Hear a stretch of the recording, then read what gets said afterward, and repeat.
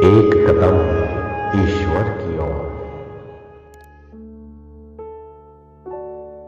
निर्वाण प्रकरण उत्तरार्ध 156वां सर्ग। वायु में स्थित व्याध का जीव राजा सिंधु बनकर विदुरथ को मारकर अपने मंत्री के मुंह से अपना तत्व सुनेगा। यह वर्णन। देह का त्याग कर प्राण युक्त वायु से भी सूक्ष्म तुम्हारा जीव वायु की तरह उस महाकाश में रहेगा, ऐसा जो मुनि महाराज ने पूर्व सर्ग में कहा था, उसे सुनकर व्याध उसके बाद का अपना भविष्य पूछता है। व्याध ने कहा, हे भगवान, उसके बाद जब कि मेरा शरीर नीचे पृथ्वी पर गिर जाएगा, तब विस्तीर्ण आकाश में बसने वाले मेरा क्या हाल होगा। मुनि जी ने कहा, हे सौम्य, तुम्हारे उस विशाल शरीर के विनष्ट होने पर उस अव्याकृत आकाश में तुम्हारा क्या होगा, यह तुम ध्यान देकर सुनो। उक्त शरीर के नीचे गिरने पर प्राण युक्त तुम्हारा जीव उस अत्यंत विशाल अव्याकृताकाश में वायु का लेश रूप होगा। उसी वायु के लेश में तुम्हारा चित्त हृदयस्थ अर्थात वासनामय सामने स्थित विशाल भूतल आदि जगत को वैसे ही देखेगा जैसे कि तुम स्वप्न में देखते हो। तदनंतर महती चित्त वृत्ति अर्थात महामना होने के कारण या चित्त वृत्ति के ही जगत के आकार से महान होने के कारण तुम्हारा जीव वहाँ पर मैं राजा हूँ यह देखेगा। इस प्रकार भूतल में संकल्पित अर्थ का भागी होगा। वहाँ पर उसकी एकाएक शीघ्र ऐसी प्रतिभा अपने आप उदित होगी कि मैं सामंतों द्वारा अत्यंत सत्कृत श्रीमान सिंधु नाम का राजा हूँ।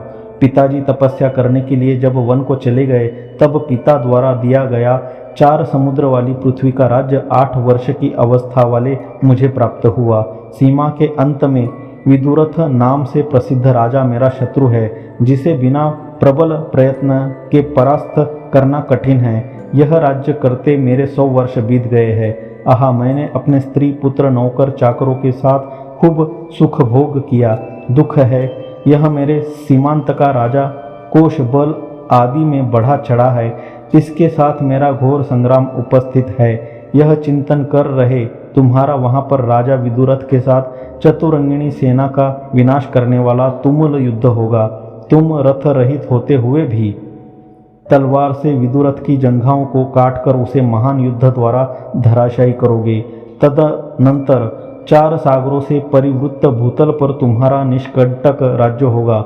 लोकपाल भी भयभीत होकर तुम्हारे शासन का आदर करेंगे।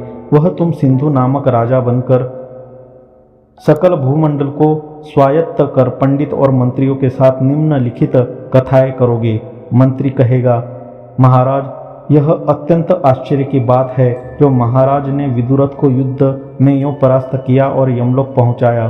तुम कहोगे, हे मंत्रीवर, मैं धनवान हूँ और प्रलय काल के समुद्र के समान मुझ में बल है। ऐसी अवस्था में भला बतलाओ तो शत्रु राजा विदुरथ मेरे लिए क्यों अजय होगा। मंत्री कहेगा, महाराज, उसकी लीला नाम की पत्नी है। उसने घोर तपस्या द्वारा निर्विकार जगन माता देवी सरस्वती को अपनी माँ के रूप से स्वीकार किया है। भुवनों को पैदा करने वाली देवी सरस्वती पुत्री के रूप से स्वीकृत लीला के मोक्ष आदि महान कार्यों को भी अनायास क्रीड़ा से ही सिद्ध कर देती है। वह भगवती देवी केवल शाब्दिक वर से ही जगत को भी क्षण भर में अजगत बना डालती है। आपका विनाश अर्थात तिरस्कार करने में भला उन्हें क्या क्लेश रूप असामर्थ्य हो सकती है। राजा सिंधु कहेगा, मंत्रीवर, तुमने बहुत उचित कहा। यदि ऐसा है तो विदुरथ को परास्त करना मुश्किल ही था। अतः युद्ध में जो वह मारा गया वह तो बड़ा ही आश्चर्य का विषय है। इस प्रकार के भगवती देवी के प्रसाद से युक्त राजा विदुरथ उस युद्ध में क्यों विजय नहीं हुआ। मंत्री कहेगा, हे कमल नयन, कभी भी खेद को न प्राप्त होने वाले उसने सदा भगवती देवी की यही प्रार्थना की थी कि संसार से मेरा मोक्ष हो। इस कारण सत्य संकल्प वाली भगवती सरस्वती ने उसे मोक्ष दिया। अतएव उसने युद्ध में स्वयं पराजय का वर्ण किया। सिंधु कहेगा, मंत्रीवर, यदि ऐसा है तो मैं भी सदा ही देवी की पूजा करता हूँ, फिर वह परमेश्वरी मुझे मोक्ष क्यों नहीं देती। मंत्री कहेगा, महाराज, वैखरी पर्यंत सब शब्दों की बीजभूत संविद्रूप भगवती सदा सबके हृदय में अंदर रहती है, वही सरस्वती कही गई है।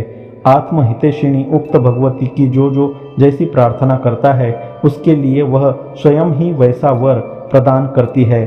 उस वर प्रदान से उसकी सत्य संकल्पवती चिति ही वर फल के रूप से अनुभूत होती है।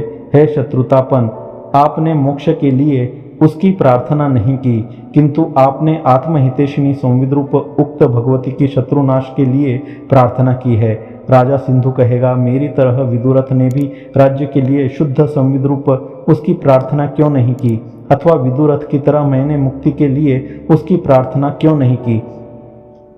आपकी स्वेच्छानुसारिणी प्रवृत्ति के विषय में मेरे प्रति यह प्रश्न उचित नहीं है, ऐसी आशंका कर उसका तात्पर्य प्रकाशित करते हैं। हे मंत्रीवर, मेरे चित्त में बैठी हुई यानी मेरी आत्मभूत भी सद्रूप यह भगवती सरस्वती मुझे मोक्ष की इच्छा रूप विज्ञप्ति देकर साधन संपत्ति द्वारा मेरे मोक्ष के लिए क्यों चेष्टा नहीं करती। मंत्री कहेगा, हे प्रभु, शत्रु नाश करने वाले महाराज का पूर्व जन्म का अशुभ अभ्यास है, इसलिए आपने देवी को प्रणाम कर मुक्ति के लिए देवी की प्रार्थना नहीं की। देवता स्वतंत्र रूप से अनुग्रह नहीं करते, किंतु भक्त की चित्त वृत्ति के अनुसार ही अनुग्रह करते हैं। इस विषय में यच्चित्तस्तन्मयो भवति गुह्यमेतत् सनातनम श्रुति प्रमाण रूप से उद्धृत करते हैं। जिसका चित्त जैसा होता है वह जीव वैसा प्रलय पर्यंत रहता है। जो बात आबाल प्रसिद्ध है उसे कौन उल्टा सकता है। जो पुरुष निर्मल संवित से अपने चित्त में निर्मल रूप जिस किसी को चाहे, वह राज्य हो चाहे मोक्ष हो चाहे अन्य कुछ हो, दृढ़ अभ्यास बनाकर जानता है, वह सत हो चाहे उस समय में असत हो या चाहे सत असत विलक्षण हो, वही अन्य सब वासनाओं को कुचल कर बिना किसी विघ्न बाधा के स्वयं ही अवश्य हो जाता है। दूसरा कोई भी तत्फलभूत नहीं है। 156वां सर्ग समाप्त।